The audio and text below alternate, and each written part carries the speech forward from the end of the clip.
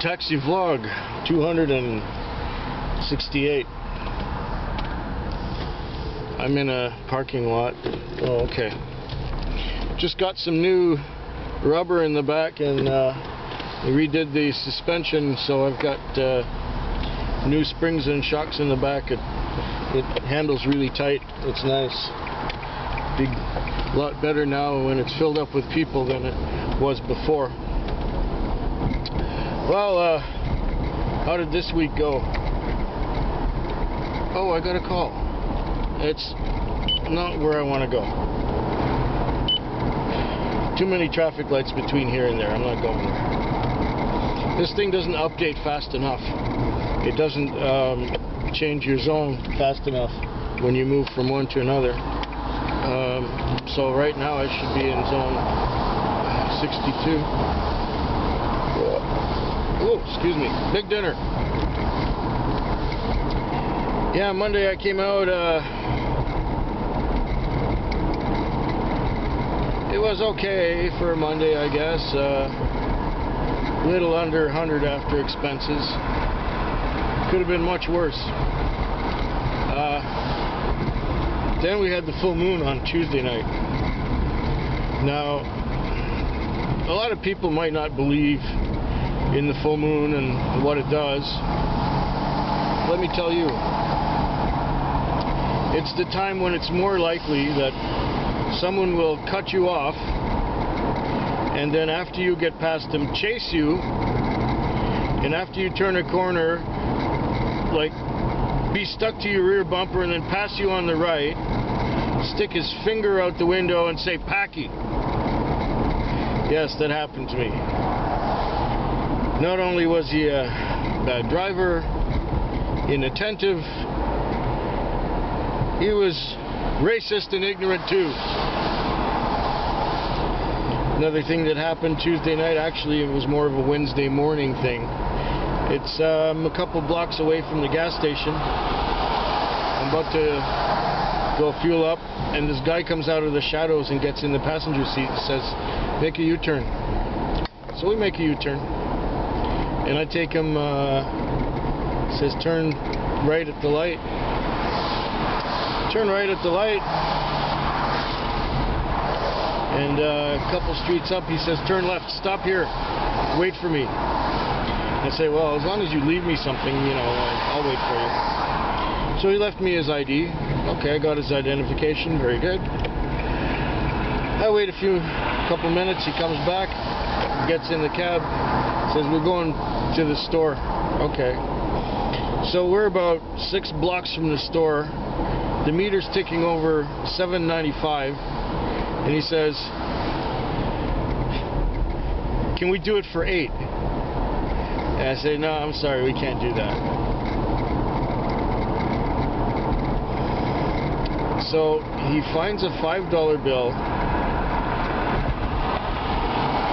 and says, "Well, take me to the store anyway." So I take him to the store, and it's like 9:55 on the clock. He gives me, I already got the 5, and he wants to put $8 on Interac. Obviously his brains are scrambled. Before he was asking to do it for 8. But you see, we'd had a problem with the Interac. Apparently they all went down. The whole network went down. And I had a fare just before that where the guy wanted to pay to get his girlfriend home in advance with the Interac. And the Interac was having none of it. It wasn't working. So the guy ended up going into his backpack and pulling out 2 American $5 bills that he had left over from his last trip stateside. Yeah, that's how bad that got. And he had to go digging in the trunk of his car to find it too. So anyway, we tried the first time, it didn't work. We tried the Interac again, it didn't work. And he says, I say, "Well, can't you go in the store and get money from the Interac machine in there?" And the guy says, "Well, no, I only have $8 in my account, and it gives out 20s. Okay. Can't you get cash back from the guy? I was interrupted by a full memory card because Cindy had used the camera Now I came home and got another camera, and now I got another call. I'm busy tonight. It is, after all, Friday night. But where was I? Oh yeah, the guy, I asked him if he could go into the store and get money off the clerk in the store. You know, cash advance, whatever, from his card, and he says, oh no, the guy doesn't do that. And I said, so what happens, you know? What am I going to tell my boss? All I got is like $5 for like a $10 ride. What am I going to tell my boss? He says, well, I got a 50, but I need it. Yeah, well, I need $4.55 of that 50. And then he kind of looked at me and said, well, because I'm a nice guy, I'll pay. Yeah, right. So I had to break his 50, give him a couple 20s and a 5. And I have another call at the Royal Oak Fire Hall. So somebody looks like he got stranded or something. Anyways, that was the full moon. Now Wednesday started out a little sluggish, but it seemed to be okay. And by midnight I had my lease and fuel on and a few bucks. And then at about midnight or so, it died. And over the next 5 hours, I think I made $30. It was just horrible, slow, just excruciating. The last 2 hours I was out there, I didn't make any money at all. And the trip I had before that was like $7.95, and I only got $8 for that. And then, you know, I'd waited an hour before that. So that puts us to the end of Wednesday. Wednesday was really dismal. Wednesday was a disappointment. It was pretty bad. I'll tell you about Thursday later after I get this customer sometime. I'm kind of busy right at the moment. So I came out on Thursday, and Thursday started kind of slow, just like Wednesday. And I was saying to myself, oh no, not again. It was sluggish, it was slow. It took me till like 1 o'clock to make my lease and fuel. And I had another fare just after that. And I cleared at 1:27. I thought I'd read my book. It's the Peter F. Hamilton. I'm a little past halfway now. The Temporal Void. I'm really getting into it. The story is fantastic. It's probably the best book from Peter Hamilton that I've ever read. I digress. So I did some reading in there, and after an hour and a half, it's like 3 o'clock, I get a call for police. And, you know, police calls is like when the police stop somebody and take their license and tow their car and that kind of crap like that. So I'm sitting there watching the police giving this guy a ticket, taking his driver's license away, and then the guy is making a fuss about his car because it's customized, and he said, I put a lot of work and money into this car. If you guys damage it with your tow truck, blah, blah, blah, blah, blah. And then one of the police officers, who happened to be the policewoman, said to him, well, you know, you should have made better choices before you got to this point. And then the guy says something else and beaks off at her, and then she says, I don't want to talk to you, and walks away. So meanwhile, he's talking, the drunk guy is talking with the other police officer, and they're talking about mechanics and about cars and about, you know, towing and all kinds of stuff like that. And then after about 10 minutes, the guy says, well, I gotta go now. And then the police officer says, well, there's your taxi waiting for you. And the guy says, you mean that crappy Victoria taxi that's been sitting there for 10 minutes is for me? And I started my engine. I'm about to drive away. He says, oh, I was only joking. I said, well, with your attitude, I don't want to take you anywhere anyway. So I just drove away. And it took even if it was an hour and a half, that I waited for this clown, I was not going to put up with the personal abuse. The moment you get personally abusive or disrespectful to me, you know, it's okay to be joking around, but he didn't sound like he was joking. And then he was giving me rude gestures, you know, like rude gestures like that. And, yeah. Hello.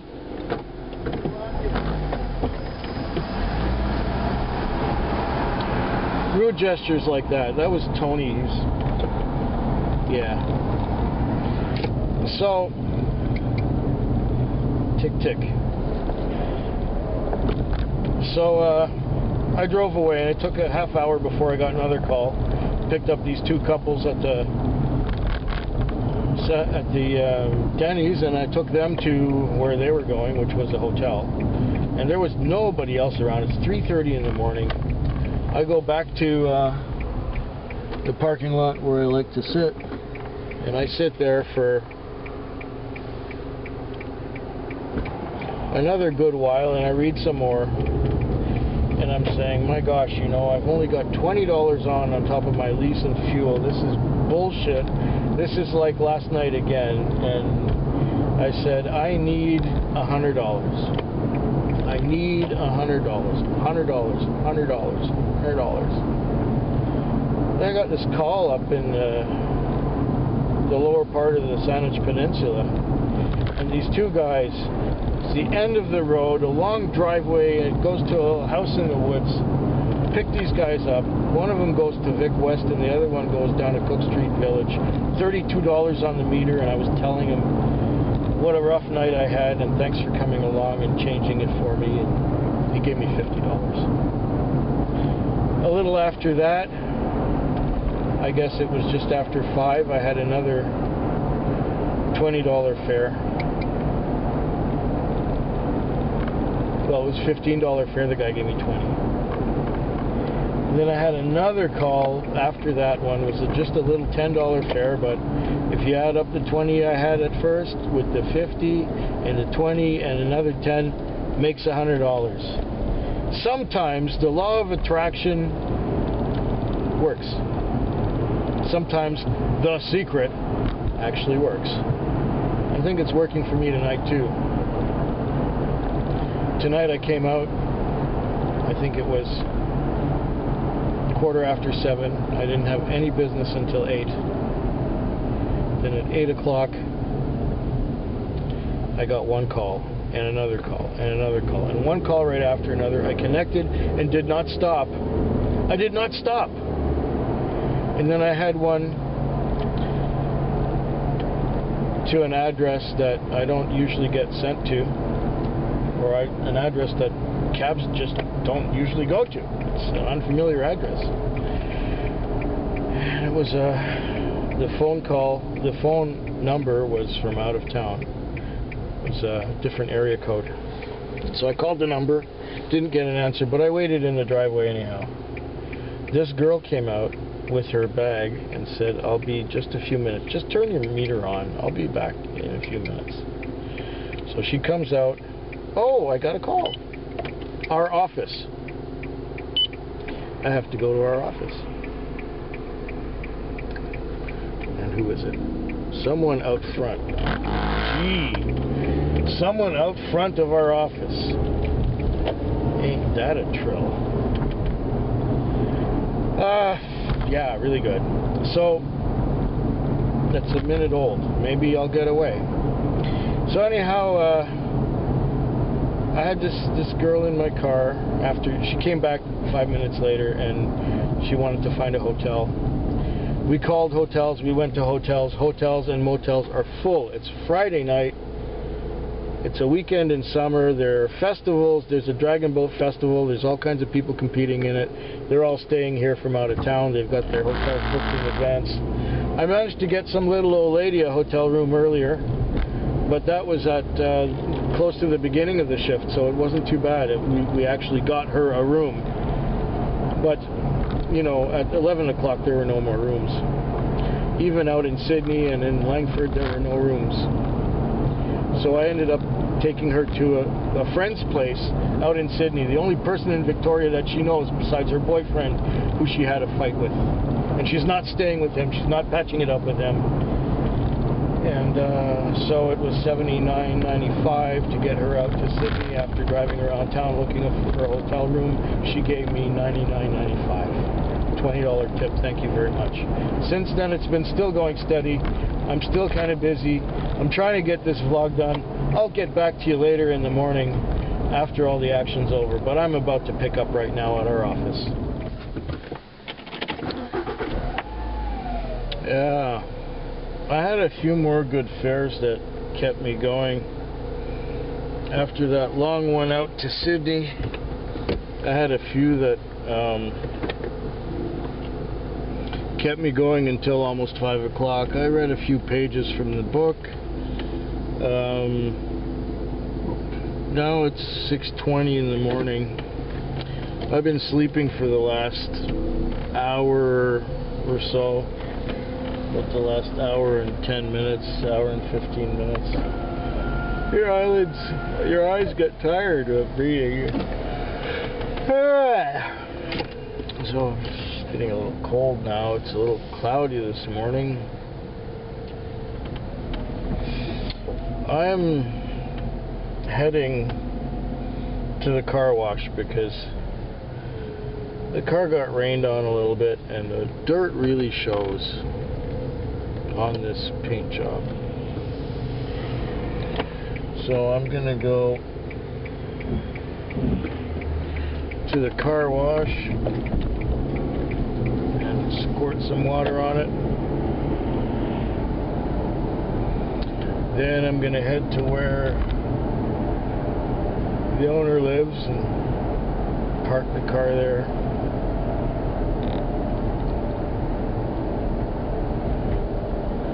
And I'm gonna go camping. We're going camping this morning. Hopefully it won't rain. Cloudy is okay. It means it won't necessarily be too hot.